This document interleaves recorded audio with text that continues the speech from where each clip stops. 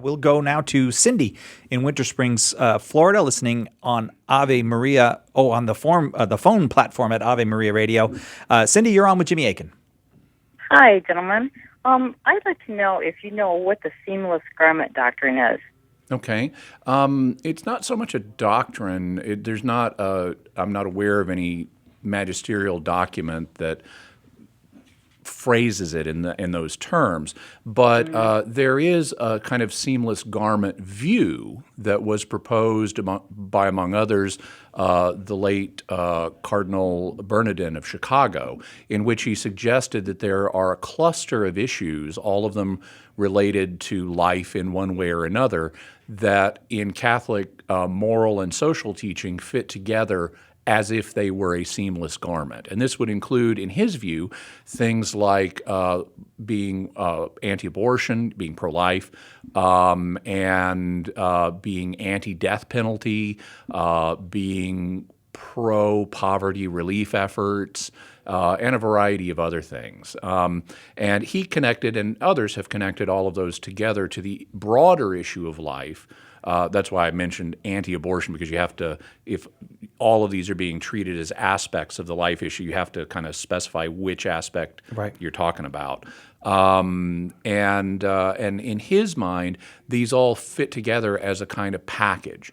That has certainly an element of truth, because all of these are related to life in one way or another.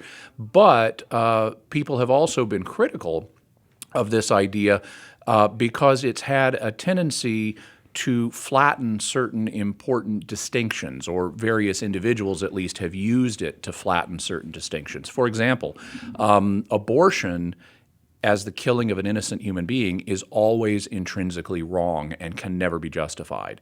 However, the death penalty is not always the killing of an innocent person. It is meant to be the killing of a guilty person who has inflicted grave harm on others, such as having taken the life of another person.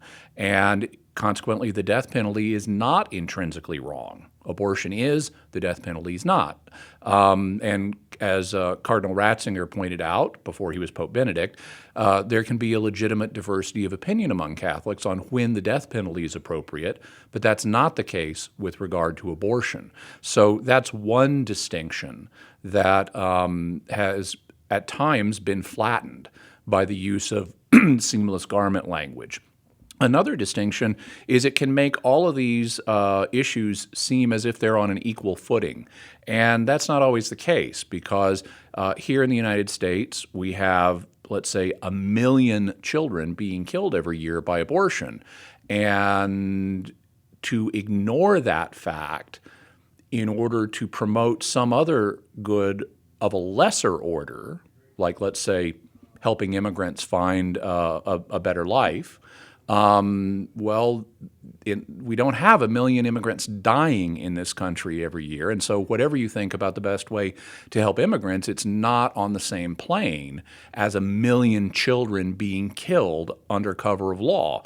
So whereas there's an element of truth to the same seamless garment idea, it can be used in a way that causes people to ignore certain distinctions that also need to be made.